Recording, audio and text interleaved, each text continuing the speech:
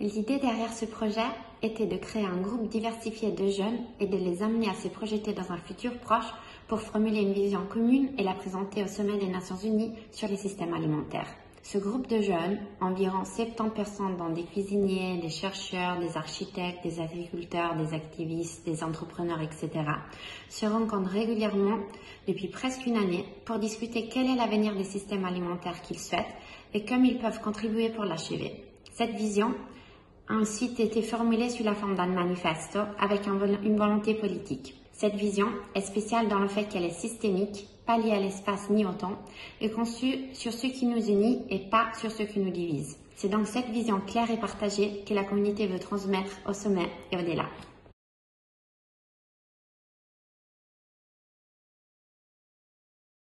Nous souhaitons avoir une transition vers des systèmes alimentaires plus accessibles, résilients, égalitaires et durables qui est plus ambitieuse. Bites of Transformation vise un changement systémique qui permette à toute la population mondiale de se répartir de manière égale les produits alimentaires sains et nutritionnels et qui permet à notre terre de résister aux chocs naturels extrêmes. Tout cela implique repenser nos traditions, réorganiser nos habitats et nos carrières en se basant sur les déterminants de la santé et du bien-être et tout en prenant en compte la vraie valeur de la nourriture. En d'autres mots, le mouvement de Bites of Transformation veut promouvoir un changement systémique à travers les secteurs, les générations et aussi les différentes réalités géographiques. Pour toutes ces raisons, le message que nous souhaitons porter au sommet est que tous les acteurs, y compris les États membres, le secteur privé, la société civile et aussi les personnes privées, s'engagent de manière plus ambitieuse pour garantir un futur meilleur des systèmes alimentaires, ne pas seulement en prenant en compte le point de vue des jeunes, mais en leur donnant le lead sur ces discussions,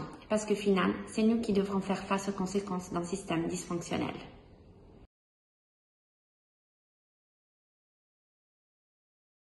Depuis octobre passé, avec la communauté, on s'est rencontrés virtuellement pour formuler le manifesto qui, entre-temps, a été traduit dans plus de 35 langues et dialectes. Ces réunions virtuelles ont également été officiellement reconnues par le sommet comme des dialogues indépendants, ce qui est un nouveau mécanisme des Nations Unies visant à rendre le sommet plus participatif. Elles sont donc incluses dans le processus menant au sommet. En avril, nous avons rendu le manifesto public pour la première fois lors d'un événement organisé à l'Istituto Svizzero di Roma.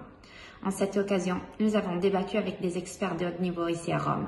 La dispute a été un énorme succès et depuis, les membres de notre groupe ont été invités à différents événements, dont 2 side events du G20 et d'un side event du High Level Political Forum, pour parler de nos projets et présenter cette vision commune.